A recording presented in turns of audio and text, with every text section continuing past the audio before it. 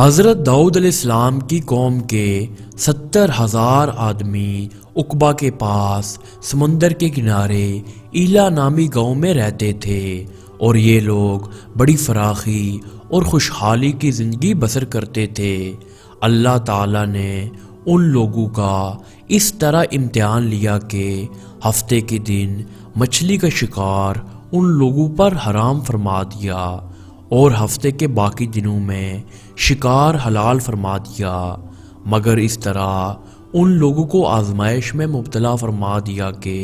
ہفتے کے دن بے شمار مچھلیاں آتی تھیں اور دوسرے دنوں میں نہیں آتی تھیں۔ تو شیطان نے ان لوگوں کو یہ طریقہ بتا دیا کہ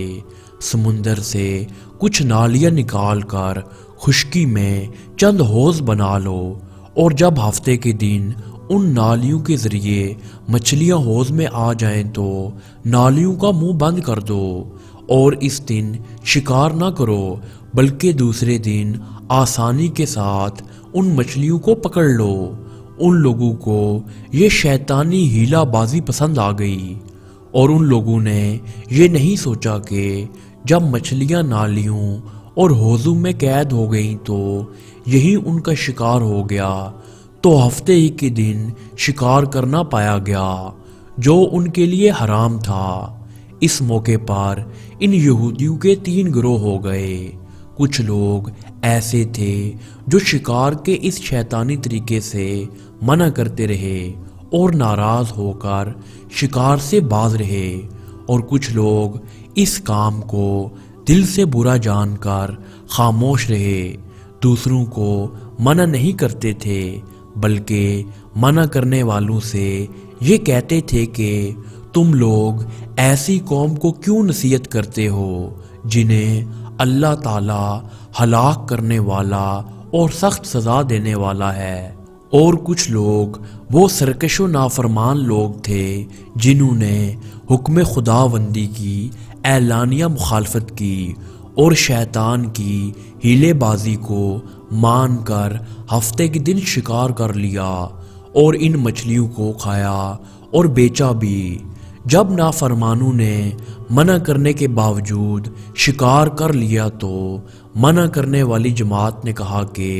اب ہم ان گناہ گاروں سے کوئی میل ملاپ نہیں رکھیں گے۔ چنانچہ ان لوگوں نے گاؤں کو تقسیم کر کے درمیان میں ایک دیوار بنا لی اور آمد و رفت کا ایک الگ دروازہ بھی بنا لیا۔ حضرت داؤد علیہ السلام نے غضبناک ہو کر شکار کرنے والوں پر لعنت فرما دی۔ اس کا اثر یہ ہوا کہ ایک دن خطا کاروں میں سے کوئی باہر نہیں نکلا، تو انہیں دیکھنے کے لیے کچھ لوگ دیوار پر چڑھ گئے، تو کیا دیکھا کہ وہ سب بندروں کی صورت میں مسخ ہو گئے ہیں۔ اب لوگ ان مجرموں کا دروازہ کھول کر اندر داخل ہوئے تو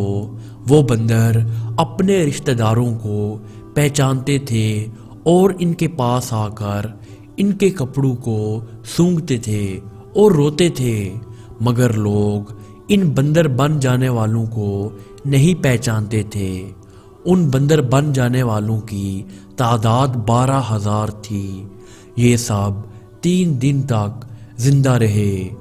اور اس درمیان میں کچھ بھی کھا پی نہ سکے، بلکہ یوں ہی بھوکے پیاسے سب کے سب ہلاک ہو گئے۔ خاموش رہنے والا اور منع کرنے والا گروہ سلامت رہا اور اللہ تعالیٰ نے ہلاکت سے بچا لیا۔